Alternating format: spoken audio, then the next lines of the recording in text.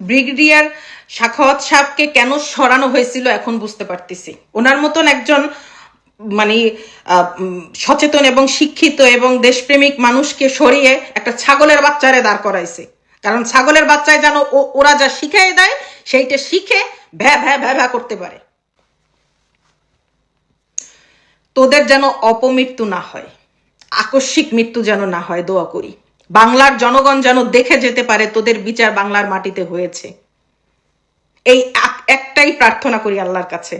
আর একটা কথা ভিডিও শেষ করার আগে আপনাদের উদ্দেশ্যে বলছি, আমি না ভিডিও বানাই বাংলার সাধারণ মানুষের জন্য এবং আওয়ামী লীগকে যারা ধারণ করে, যাদের মধ্যে দেশপ্রেম আছে, যারা বাংলাকে বিশ্বাস করে, বাংলার মা মাটি মৃত্তিকাকে বিশ্বাস করে, তাদের জন্য। ভুলবশত যদি আপনাদের কাছে আমার ভিডিওটা চলেও যায়, আপনারা স্কিপ করে ফেলবেন বা চুপচাপ দেখে বের হয়ে যাবেন, কোনো আজে বাজে এবং তথ্য দ্বারা করাবেন না।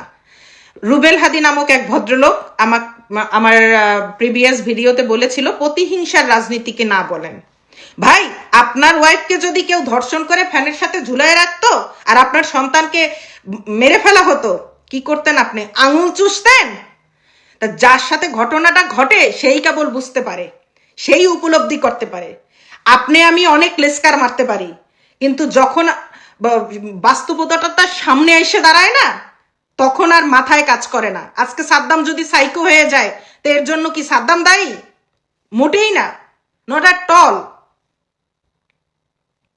তারপরে হেলাল সাহেব, শ্রদ্ধেয় হেলাল সাহেব এবং আপনার ছেলে, কি যেন নাম দিয়েছিল বাগেরহাটের মানুষ, ফাটাকেষ্ট, তন্ময়। তোমরা এই দুই বাপ বেটা, তন্ময়ের পিছনে তো বডিগার্ডের মতন রাত দিন 24 ঘন্টা এই সাদ্দাম কাজ করছে।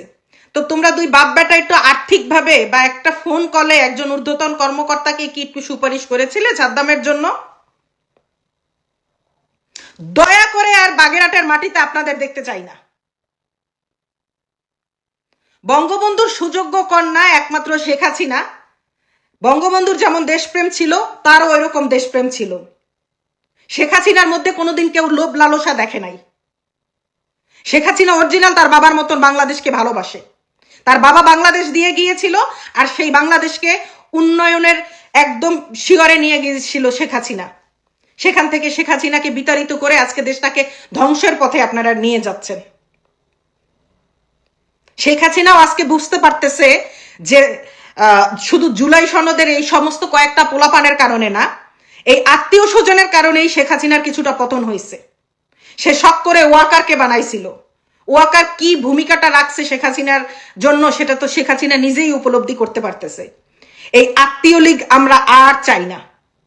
তৃণমূল নেতাকর্মী যথেষ্ট, আমরা শুধু শেখ হাসিনাকেই চাই। কারণ শেখ হাসিনাই, তার কোনো বিকল্প নেই। ইভেন শেখ হাসিনার পাশে তার প্রিয় বোন রেহানাকেও দেখতে চাই না। ঘরের শত্রু সবচেয়ে বড় শত্রু। শেখ হাসিনার মতন দেশপ্রেম কারো মধ্যে নেই। জয় বাংলা, জয় বঙ্গবন্ধু, জয় হোক আমাদের জননেত্রী শেখ হাসিনার।